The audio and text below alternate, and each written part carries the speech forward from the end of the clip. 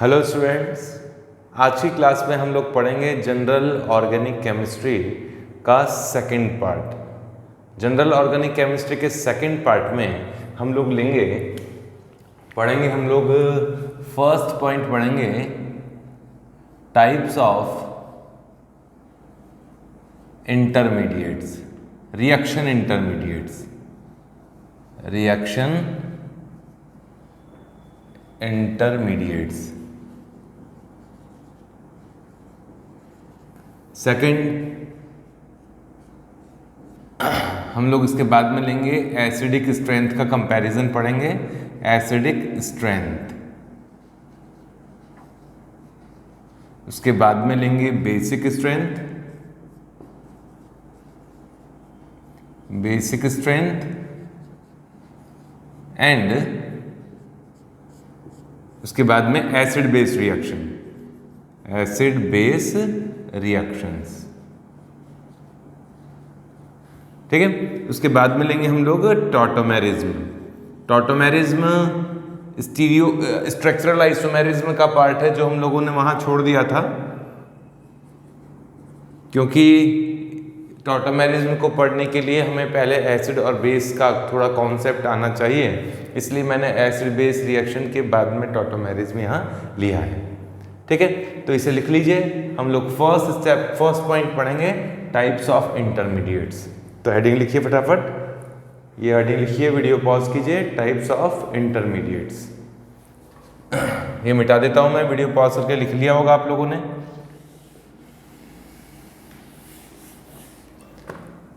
तो first point है types of intermediates. Intermediates होते क्या हैं? वैसे नाम से पता पड़ रहा है इंटरमीडिएट मतलब बीच में बनने वाला कुछ। देखिए, एक जनरल रिएक्शन में एक कोई रिएक्टेंट होगा, एक भी हो सकता है, ज्यादा भी हो सकते हैं, और उससे कोई प्रोडक्ट बनेगा, एक भी बन सकता है, ज्यादा भी बन सकते हैं। रिएक्टेंट और प्रोडक्ट के बीच में जो बनता है वो स्पीशीज इंटरमीडिएट्स कहलाते हैं। वैसे तो ट्रांजिशन स्टेट एंड इंटरमीडिएट ऐसे बनते हैं, ट्रांजिशन स्टेट्स एक भी हो सकती है, ज्यादा भी हो सकती है, एंड और इंटरमीडिएट्स।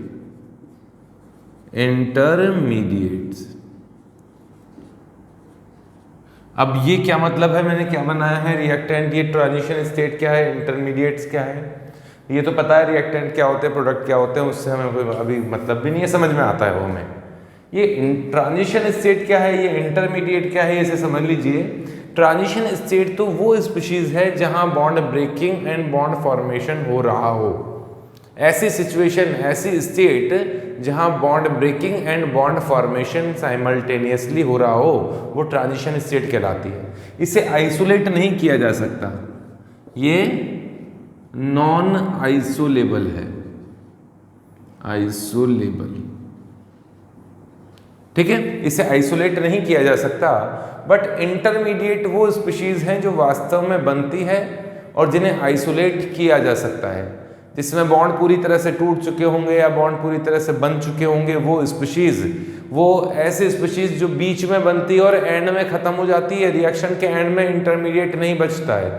ठीक है, तो ये जो स्पीशीज है वो है आइसोलेबल होती है, इन्हें आइसोलेट किया जा सकता है, आइसोलेबल स्पीशीज होती है इंटरमीडिएट। शॉर्ट लाइव्ड स्पीशीज होती हैं, इनका हाफ लाइफ बहुत कम होता है, जल्दी से बनते हैं और एंड में खत्म हो जाते हैं। ठीक है, अभी कितने टाइप्स की होती है उनके बारे में बात करें। ट्रांजिशन स्टेट और इंटरमीडिएट्स की बात करें तो ट्रांजिशन स्टेट की एनर्जी ज़्यादा होती है, इंटरमीडिएट की एनर्जी कंपैरेटिवली कम होती है। बट इंटरमीडिएट की एनर्जी हमेशा रिएक्टेंट एंड प्रोडक्ट के रेस्पेक्ट में ज़्यादा होती है। अगर एनर्जी की बात करें तो सबसे ज़्यादा एनर्जी होंगी ट्रांजिशन स्टेट्स की, उसके बाद में होगी इंटरमीडिएट की, और उनसे कम होगी रिएक्टेंट प्रोडक्ट की। रिएक्टेंट और प्रोडक्ट की एनर्जी ज़्यादा और कम हो सकती है, बट ट्रांजिशन स्टेट की सबसे ज़्यादा देन इंटरमीडिएट की होती है। ठीक है, अब टाइप्स ऑफ इंटरमीडिएट की बात कर रहा था मैं, तो लिख लीजिए types of intermediates. Types of intermediates. Intermediates में फर्स्ट टाइप हम लोग लेंगे कार्बोकैटायन। कार्बोकैटायन या इसे कार्बोनियम आयन भी कहा जाता है, कार्बोनियम आयन। सेकंड है कार्बेनियन, कार्बेनियन, कार्ब एनायन, ठीक है, नाम से पता पड़ रहा है एनायन है। फिर है फ्री रेडिकल्स, फ्री रेडिकल्स। इसके बाद में फोर्थ है कार्बीन, फिफ्थ नाइट्रीन एंड सिक्स्थ है बेंजाइन। इनमें से स्टार्टिंग के 3 का यूज तो बहुत ज़्यादा आने वाला है, इसलिए इन स्टार्टिंग के 3 को हम लोग बहुत ज़्यादा डिटेल में पढ़ने वाले हैं, ठीक है। कार्बीन नाइट्रीन तो थोड़ा सा मुझे बताना है, उसके बाद में अलग से इनकी रिएक्शंस जब आएगी तो आगे रिएक्शंस के टाइम इन्हें डिटेल में पढ़ेंगे। तो अभी हम लोगों को mainly cation, anion and free radicals पढ़ना है, और उनके बारे में भी सबसे पहले स्टेबिलिटी को हम लोगों को डिटेल में पढ़ना है। तो ये लिखिए, मिटाता हूँ इसे, मैं फटाफट लिख लूँ। अब एक एक इंटरमीडिएट का इंट्रोडक्शन लेते हैं। फर्स्ट है कार्बोनियम आयन या फिर कार्बोकैटायन। कार्बोकैटायन नाम से पता पड़ रहा है कार्बन पे कैटायन है, पॉजिटिव चार्ज है। वैसे तो ये प्राइमरी, सेकेंडरी, टर्शरी हो सकता है, एलाइलिक, बेंजाइलिक, विनाइलिक, कई तरह के हो सकते हैं, है ना। फिर भी इनको थोड़ा सा मैं क्लासिफाई कर रहा हूँ। देखो कार्बोकैटायंस इस तरह से हो सकते हैं कि कार्बन पे 3 सिग्मा बॉन्ड हो, है ना, ऐसा हो सकता है 3 सिग्मा बॉन्ड कंटेनिंग कार्बोकैटायन हो, जिस पे कार्बन पे 3 सिग्मा बॉन्ड्स हो और पॉजिटिव चार्ज हो, ऐसा हो सकता है CH3। अब इसमें ऐसा भी हो सकता है कि 2 सिग्मा बॉन्ड कंटेनिंग हो, 1 पाई बॉन्ड अटैच्ड हो, ऐसा भी हो। तो ऐसा मतलब थ्योरेटिकली पॉसिबल है कि 1 सिग्मा बॉन्ड हो एंड 2 पाई बॉन्ड्स हो, पॉजिटिव चार्ज हो। हालांकि एक्सपेरिमेंटली ये बनते नहीं है, अनस्टेबल होते हैं, फिर भी बात कर रहे हैं हम लोग। तो ऐसी स्पीशीज जब कार्बन पे 3 सिग्मा बॉन्ड हो तो ये इस तरह का कैटायन होता है, ये कार्बोकैटायन है। इस पे ये 3 बॉन्ड्स है 120 के बॉन्ड एंगल्स पर, ठीक है, और ये एक वैकेंट p ऑर्बिटल यहाँ इस बॉन्ड एंगल के रेस्पेक्ट में, इस बॉन्ड्स के रेस्पेक्ट में परपेंडिकुलर है। आप इसे ये समझिए कि ये तो बोर्ड के प्लेन में है, ये बोर्ड के प्लेन के ऊपर की ओर निकला हुआ है, बाहर की ओर, और ये वाला बॉन्ड ये बोर्ड के प्लेन के बैक साइड में है। ये तीनों इस तरीके से हैं और p ऑर्बिटल परपेंडिकुलर यहाँ इस तरीके से है, ठीक है। इन सभी में 120 इसका और इसका 120 का एंगल है, इसका और इसका बैक साइड से 120 का एंगल है। लेकिन इस वैकेंट ये p ऑर्बिटल का जो और एंगल होना चाहिए वो इन सब के रेस्पेक्ट में परपेंडिकुलर है, इसलिए मैंने बताया ये 90 डिग्री का है। तो ये जो होता है ये sp2 हाइब्रिडाइज्ड स्टेट में होता है। sp2 हाइब्रिडाइज्ड है तो ये ट्राइगोनल प्लेनर होता है, ठीक है, ट्राइगोनल प्लेनर होगा। अगर इसकी बात करें कि इस पे 2 सिग्मा बॉन्ड हो और 1 पाई बॉन्ड हो तो इसका शेप कुछ इस तरह का होगा,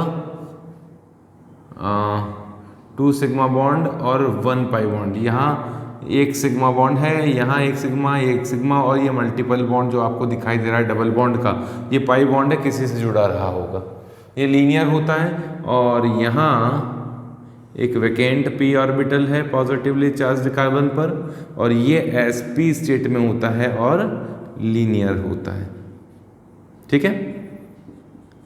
अगर बात करें इसकी जो नहीं होता है, मतलब जो नेचर में नहीं बनता है ऐसा कैटायन कि इस पे सिग्मा बॉन्ड 1 है और 2 पाई बॉन्ड है, तो ये कैटायन इसमें वैकेंट p ऑर्बिटल होता है, बट ये अनस्टेबल है तो इसकी बात ही नहीं करूँगा मैं, तो ये बनता ही नहीं है, अनस्टेबल होता है, जो होता ही नहीं है उसकी क्या बात करें। ठीक है, इस तरीके के स्ट्रक्चर है। नेक्स्ट लेते हैं इसमें, अच्छा ये वैकेंट ऑर्बिटल है, तो वैकेंट ऑर्बिटल वाले तो इलेक्ट्रॉन गेन कर सकते हैं, तो ये इलेक्ट्रोफाइल होता है। जितने भी कार्बोकेटाइंस हैं, अगर पॉजिटिव चार्ज है कार्बन पर तो ये इलेक्ट्रोफाइल की तरह बिहेव करते हैं, है ना। कार्बोकेटाइंस जो होते हैं, ऑक्टेट कंप्लीट तो होता ही नहीं है, साफ दिखाई दे रहा है आप लोगों को, तो इनकम्प्लीट ऑक्टेट, एक तो इनका ऑक्टेट इनकम्प्लीट है। वैकेंट p ऑर्बिटल है तो ये इलेक्ट्रोफाइल की तरह बिहेव करते हैं। अब इलेक्ट्रोफाइल क्या होते हैं? इलेक्ट्रोफाइल मतलब loving species, electron loving species, जो इलेक्ट्रॉन से प्यार करते हैं, मतलब जो इलेक्ट्रॉन, क्योंकि इलेक्ट्रॉन्स पे नेगेटिव चार्ज होता है, तो इलेक्ट्रॉन्स पे नेगेटिव चार्ज होता है तो खुद पे पॉजिटिव चार्ज है, खुद पे इलेक्ट्रॉन्स की कमी है, इसलिए इलेक्ट्रॉन्स की ओर अट्रैक्ट होते हैं। तो यहाँ ये पॉजिटिवली चार्ज होने के कारण इलेक्ट्रोफाइल की तरह बिहेव करते हैं, मींस इलेक्ट्रॉन लविंग स्पीशीज की तरह बिहेव करते हैं। इलेक्ट्रोफाइल और न्यूक्लियोफाइल दो तरह के अटैकिंग रिएजेंट हम लोग ऑर्गेनिक रिएक्शन मैकेनिज्म में पढ़ेंगे, अभी केवल इतना सा ही पॉइंट लिखा है, ये इलेक्ट्रोफाइल की तरह बिहेव करते हैं। ठीक है, ये लुईस एसिड्स भी हैं, क्योंकि Lewis acid electron lone pair gain करने की टेंडेंसी रखते हैं, तो ये लुईस एसिड की तरह बिहेव करते हैं। इनकम्प्लीट ऑक्टेट है, 6 ही एटम्स, इस पर 6 इलेक्ट्रॉन्स होंगे, 6 बॉन्डिंग इलेक्ट्रॉन्स इसमें होंगे। ठीक है, तो ये तो मैंने कैटायन के बारे में बताया कि कैटायन होता क्या है, कैटायन बनता कैसे है उसके बारे में बाद में बात करेंगे, लेकिन कैटायन क्या होता है उसके बारे में मैंने आपको बता दिया है। अब मैं बात करता हूँ एनायंस की, जल्दी से इसे लिख लीजिए, जल्दी से मिटा देता हूँ इसे। अब सेकंड लेते हैं हम लोग कार्बेनियंस। आपको बता ही दिया था कार्ब एनायंस है, एनायंस मतलब नेगेटिवली चार्ज स्पीशीज। तो कैटायंस पॉजिटिवली चार्ज स्पीशीज थी, इलेक्ट्रॉन्स की कमी थी, यहाँ ये नेगेटिवली चार्ज स्पीशीज है, इलेक्ट्रॉन्स इस पर ज़्यादा होंगे। कंप्लीट ऑक्टेट मिलेगा आपको, है ना, डेफिनेशन नहीं लिख रहा मैं, डायरेक्ट टाइप्स में जाता हूँ। तो यहाँ भी प्राइमरी, सेकेंडरी, टर्शरी तीनों तरह के हो सकते हैं, एलाइलिक, बेंजाइलिक, विनाइलिक तीनों तरह के हो सकते हैं, और भी तरह के हो सकते हैं। लेकिन अगर मैं सिंपल बात करूँ कि यहाँ इनमें ऑक्टेट कंप्लीट होता है, कंप्लीट ऑक्टेट, एक तो ये हो गया। दूसरा लोन पेयर कंटेनिंग होते हैं, इस पे 2 इलेक्ट्रॉन्स नॉन बॉन्डेड स्टेट में होंगे और 6 इलेक्ट्रॉन्स बॉन्डेड स्टेट में होते हैं ना, 6 electrons in bonded state, bonded form में होते हैं, plus 2 electrons in non bonded state, bonded नहीं होते हैं, है ना, ये लोन पेयर के फॉर्म में होते हैं। लोन पेयर मतलब non bonded electron pair, lone pair कहलाता है। और लोन पेयर होता है तो वहाँ अटैक कर सकता है जहाँ इलेक्ट्रॉन्स की कमी हो। ठीक है, तो ऐसे स्पीशीज कहलाती है न्यूक्लियोफाइल्स। तो ये न्यूक्लियोफाइल्स की तरह बिहेव करते हैं। न्यूक्लियोफाइल्स लिख लीजिए, electron rich species and electron rich species and nucleophile loving species, sorry nucleus loving species से कहा जा सकता है। तो न्यूक्लियोफाइल की डेफिनेशन में अलग से ऑर्गेनिक रिएक्शन मैकेनिज्म में पढ़ाऊंगा। ये तो हुई क्या खास बात हो गया, नेगेटिव चार्ज है। हाँ, मैं इनके टाइप्स की बात कर रहा था, ये भी 3 टाइप्स के होते हैं, 3 सिग्मा बॉन्ड, और लोन पेयर तो होगा ही होगा, 3 sigma bond containing and 2 sigma plus 1 pi bond containing, and ये होता है 1 sigma plus 2 pi bond containing. इस तरह से हो, जैसे स्ट्रक्चर बना देता हूँ, कार्बन पे 300 सिग्मा बॉन्ड है, ये अमोनिया की तरह स्ट्रक्चर हो जाता है, ऐसा स्ट्रक्चर शेप होगा इसका।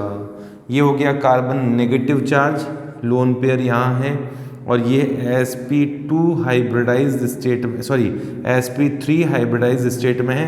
3 सिग्मा बॉन्ड है, एक लोन पेयर है। ठीक है, नॉर्मल केस की बात कर रहा हूँ कि अगर नेगेटिव चार्ज रेजोनेंस में इन्वॉल्व नहीं हो रहा है उसकी बात कर रहे हैं। रेजोनेंस में इन्वॉल्व होगा तो आप समझते हैं किस तरह से GOC1 में पढ़ चुके हैं। तो ये होगा। अब इसमें अभी बेसिक चीज़ें, इससे ज़्यादा तो आप लोगों को GOC1 में ही बता दिया गया था, मैंने बता दिया था। तो ये हो गया। अब शेप क्या हो गया? Pyramidal shape. इसको जल्दी से ख़त्म करता हूँ। ट्राइगोनल पिरामिडल मिडल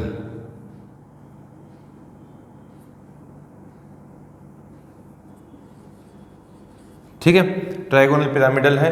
इसमें अगर ऐसा हो कि ये डबल बॉन्ड है तो ये बैंड शेप होगा, इस तरह का स्ट्रक्चर होता है। ये नेगेटिव चार्ज है, ये sp2 स्टेट में है, और V शेप या बैंड शेप स्ट्रक्चर होता है।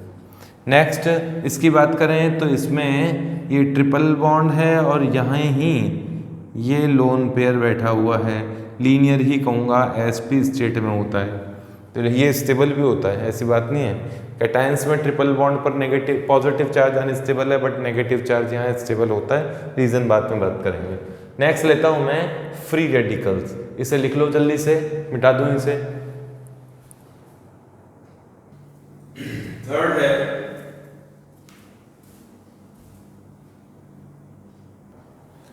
Types of free radicals. Third रहेगा free radicals. Free radicals incomplete octet containing होते हैं। यहां कार्बन पे 3 बॉन्ड होंगे। इनकम्प्लीट ऑक्टेट केवल 7 इलेक्ट्रॉन्स होते हैं। 7 इलेक्ट्रॉन्स कंटेनिंग, कार्बन पे 7 इलेक्ट्रॉन्स होंगे, जिसमें से 6 electrons in 3 bonds and plus 1 कर देता हूं 1 non bonded electron, unpaired electron होगा। नॉन बॉन्डेड होगा मीन्स अनपेयर्ड हो गया।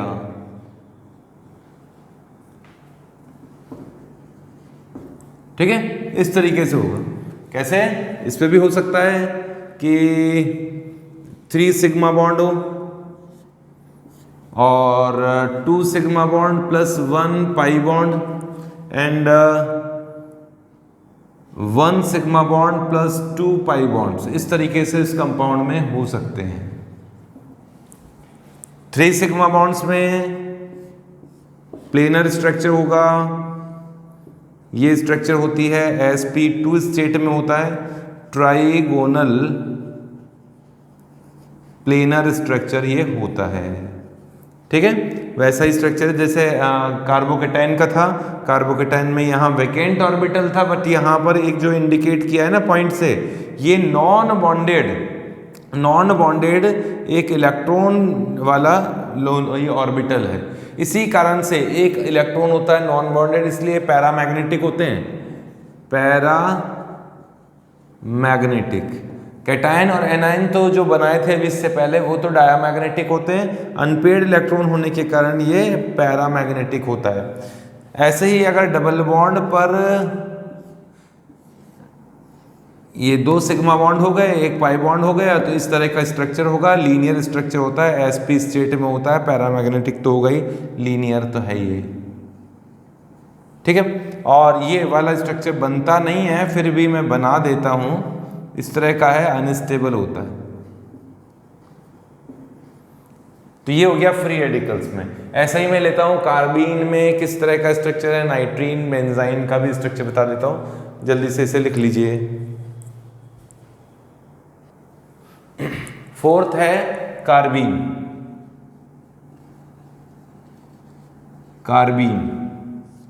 कार्बीन में कार्बन पे 2 ही बॉन्ड होते हैं। 2 इलेक्ट्रॉन ये रहे, 2 इलेक्ट्रॉन ये रहे, और 2 इलेक्ट्रॉन और होते हैं इसमें। मतलब ये 6 इलेक्ट्रॉन कंटेनिंग स्पीशीज है। टोटल इलेक्ट्रॉन 6 हैं, जिनमें से 4 इलेक्ट्रॉन तो बॉन्डेड स्टेट में हैं और 2 इलेक्ट्रॉन जो है वो नॉन बॉन्डेड उसमें स्टेट में है। इनकम्प्लीट ऑक्टेट है इसका भी, इनकम्प्लीट ऑक्टेट, इनकम्प्लीट ऑक्टेट, ठीक है। और टोटल 6 इलेक्ट्रॉन्स, टोटल 6 इलेक्ट्रॉन्स, जिसमें से 4 electrons in 2 bonds plus 2 non bonded electrons, इस तरीके से होते हैं। अगर इनका टाइप्स देखा जाए तो ये 2 टाइप के होते हैं, कार्बीन्स 2 टाइप की होती हैं।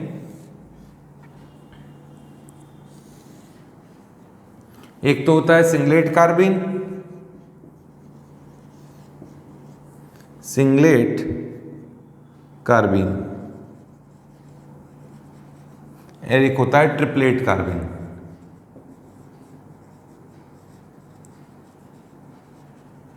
सिंगलेट कार्बीन का स्ट्रक्चर कुछ इस तरह से है कि हम जब इसे बनाते हैं ना, जैसे CH2 मिथाइलिन का स्ट्रक्चर बनाता हूं मैं, तो सिंगलेट कार्बीन को इस तरह से शो किया जाता है। ये HH लगे हुए हैं, चलो छोड़ो इसमें, और यहाँ 2 इलेक्ट्रॉन्स जो हैं वो पेयर्ड फॉर्म में हैं, इस तरह से बनाया जाता है, ठीक है। और यहाँ जब ये कार्बीन बनाया जाता है तो ये 2 बॉन्ड है ना, और ये जो इलेक्ट्रॉन, जैसे CH2 मिथाइलिन की बात करूँ, ज़्यादातर मिथाइलिन का केस मिलेगा, तो इसमें इस तरीके से इंडिकेट किया जाता है।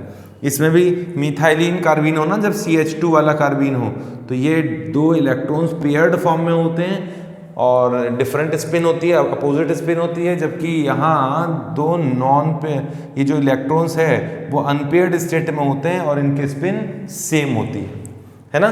जैसे मैं स्ट्रक्चर बना के दिखाऊं इसका, सिंगलेट कार्बीन में मिथाइलिन की ही बात कर रहा हूँ, CH2 वाला कार्बीन ज़्यादा यूज़ करेंगे हम लोग। इसमें ये कार्बन, एक बॉन्ड तो यहाँ है प्लेन से ऊपर की ओर, एक बॉन्ड यहाँ है प्लेन से नीचे की ओर, ये रहा sp2 ऑर्बिटल जहाँ 2 इलेक्ट्रॉन्स हैं, समझिएगा इस तरीके से है। एक बॉन्ड यहाँ ऊपर की ओर निकला हुआ है, जिसे डार्क लाइन से शो कर दिया, वहाँ H जुड़ा हुआ है, ओवरलैपिंग कर रहा है। एक बॉन्ड पीछे की ओर, बोर्ड के पीछे की ओर, ये V शेप है, ये V शेप स्ट्रक्चर है ना, V शेप में समझना, ये H तो यहाँ है ऊपर की ओर तुम्हारी तरफ निकला हुआ है, वो H पीछे की ओर है, और यहाँ इसी जगह एक लोब है, ये जो sp2 शो किया हुआ है, ये वाला जो लोब शो किया गया है, और इसके परपेंडिकुलर इस तरीके से एक p ऑर्बिटल मौजूद है, ठीक है। वो p ऑर्बिटल मैं यहाँ बना देता हूँ, ये रहा वो p ऑर्बिटल, है ना। ये वेकेंट p ऑर्बिटल है, 90 डिग्री के एंगल पर है, ये अप्रॉक्सीमेट 120 के एंगल पर है, थोड़ा कम ही होगा 120 से भी। ऐसे पीआर थ्योरी आपने पढ़ी है, लोन पेयर बॉन्ड पेयर को रिपेल करता है। इस कारण से ये sp2 स्टेट में होता है ना। दूसरा ये V शेप होता है, बैंड शेप स्ट्रक्चर है, बैंड शेप स्ट्रक्चर है। यहाँ ये वाला ऑर्बिटल तो हाइब्रिडाइज्ड sp2 ऑर्बिटल है, और ये वाला orbital unhybridised vacant p orbital है, p ऑर्बिटल।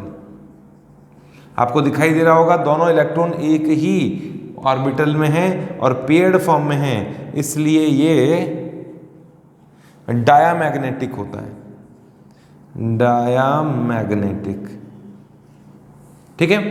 जबकि इसकी बात करें ट्रिपलेट कार्बिन की, तो ट्रिपलेट कार्बिन तो बिल्कुल लीनियर होता है, ये HH जुड़ा हुआ है, ये एक p ऑर्बिटल है जिसमें एक इलेक्ट्रॉन है, और ये दूसरा p ऑर्बिटल है जिसमें एक इलेक्ट्रॉन है। आप इसे समझ लीजिए कि ये वाला जो एक्सिस है, ये मान लीजिए x एक्सिस है, तो ये py ऑर्बिटल है, और ये वाला जो ऑर्बिटल है ना, वो परपेंडिकुलर pz ऑर्बिटल है, और इन दोनों में एक एक इलेक्ट्रॉन है।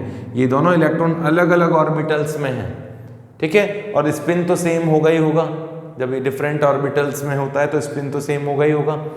हंस की मैक्सिमम मल्टीप्लिसिटी वाला रूल आप लोगों ने पढ़ा हुआ है। तो ये लीनियर होता है, sp shape, sp hybridise state में होता है, लीनियर होता है और पैरामैग्नेटिक होता है, पैरामैग्नेटिज्म इसमें है। ठीक है, तो इस तरह से कार्बीन का स्ट्रक्चर है। तो बनाओ उसको। नाइट्रीन के भी बारे में बात करते हैं अभी, जल्दी से बनाओ, मिटाता हूं इसे मैं। नेक्स्ट है नाइट्रीन, फिफ्थ आएगा नाइट्रीन। नाइट्रीन भी कार्बन की ही तरह, कार्बीन की ही तरह नाइट्रोजन पर एक बॉन्ड होगा और ये 6 इलेक्ट्रॉन है, 2 इलेक्ट्रॉन तो बॉन्ड में है और ये 4 इलेक्ट्रॉन नॉन बॉन्डेड स्टेट में होते हैं, है ना। तो इसमें टोटल इनकम्प्लीट ऑक्टेट है, इसमें भी इनकम्प्लीट ऑक्टेट। अच्छा, कार्बीन में भी ऑक्टेट कंप्लीट नहीं है, नाइट्रीन में भी ऑक्टेट कंप्लीट नहीं है। ये इलेक्ट्रोफाइल की तरह बिहेव करते हैं दोनों के दोनों, कार्बीन और नाइट्रीन दोनों ही इलेक्ट्रोफाइल की तरह बिहेव करते हैं। इलेक्ट्रोफाइल मीन्स, वापस बोलता हूँ, इलेक्ट्रॉन लविंग स्पीशीज, जो कि वहाँ अटैक करता है जहाँ इलेक्ट्रॉन डेंसिटी ज़्यादा होती है। तो इनकम्प्लीट ऑक्टेट पहली बात इसमें। दूसरी बात, टोटल 6 इलेक्ट्रॉन्स हैं। इन 6 इलेक्ट्रॉन में से 2 electrons in bonds, in one bond plus 4 non bonded electron इसमें होते हैं। एक बात बताना भूल गया मैं, ट्रिपलेट और सिंगलेट कार्बीन में ट्रिपलेट कार्बीन ज़्यादा स्टेबल होता है। ट्रिपलेट कार्बीन ज़्यादा स्टेबल इसलिए होता है क्योंकि उसमें इलेक्ट्रॉन्स डिफरेंट ऑर्बिटल्स में होते हैं और वे एक दूसरे को रिपेल कम करते हैं। ठीक है, जब भी बनता है तो पहले सिंगलेट कार्बीन बनता है, वो अपनी एनर्जी रिलीज करके ट्रिपलेट कार्बीन में कन्वर्ट हो जाता है। नाइट्रीन भी 2 तरह के होते हैं, सिंगलेट और ट्रिपलेट नाइट्रीन। तो इनकी रिएक्शंस कुछ हम लोग पढ़ने वाले हैं, बट उसमें ये ट्रिपलेट और सिंगलेट का लफड़ा नहीं आने वाला है। नेक्स्ट लेता हूं मैं 6 बेंजाइन।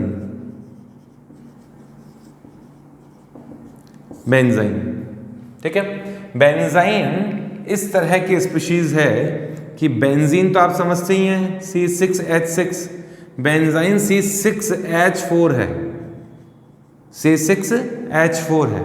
इसका स्ट्रक्चर कुछ इस तरह का स्ट्रक्चर है कि यहाँ 6 कार्बन है, उस पर H अटैच्ड है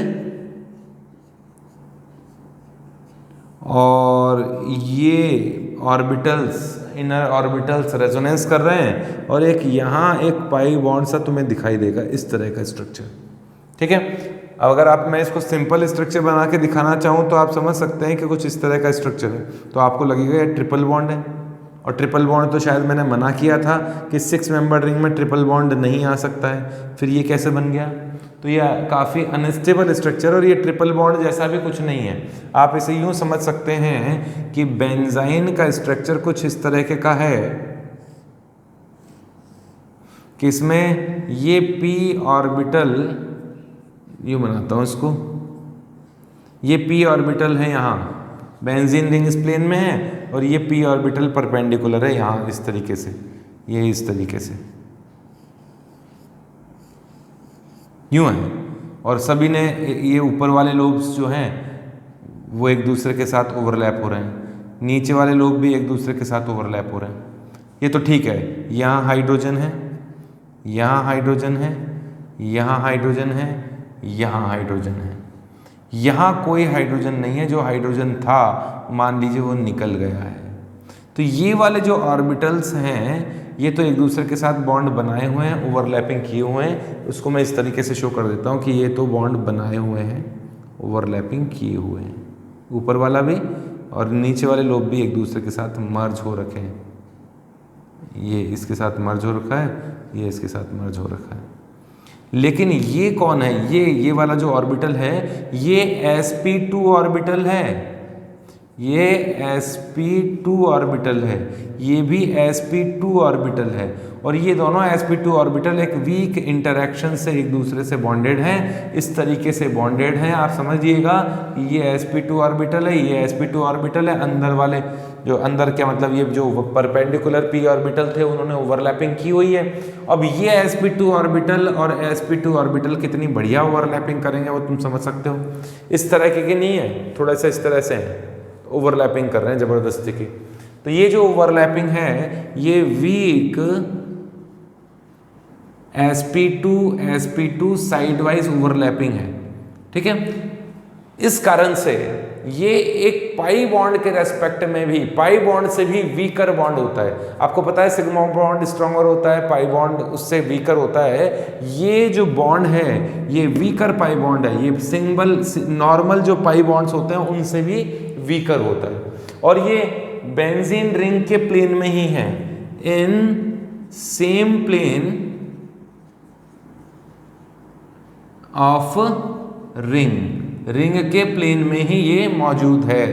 रेजोनेंस में पार्टिसिपेट भी नहीं करता है, ये 6 पाई इलेक्ट्रॉन ही होता है और एरोमेटिक ही होता है, और एरोमेटिक रिंग में ये इलेक्ट्रॉन्स एरोमेटिसिटी में पार्टिसिपेट करते हैं, ये वाला इलेक्ट्रॉन एरोमेटिसिटी में पार्टिसिपेट नहीं करता है। कई रिएक्शन में ये बीच में बनता है। तो ये इंटरमीडिएट्स मैंने आइडिया दे दिया। अब इनकी स्टेबिलिटी की बात करेंगे, कैटायन, एनायन और फ्री रेडिकल की स्टेबिलिटी कैसे आइडेंटिफाई की जाती है। इन तीनों की स्टेबिलिटी को ही हम लोगों को मेनली पढ़ना है। ओके।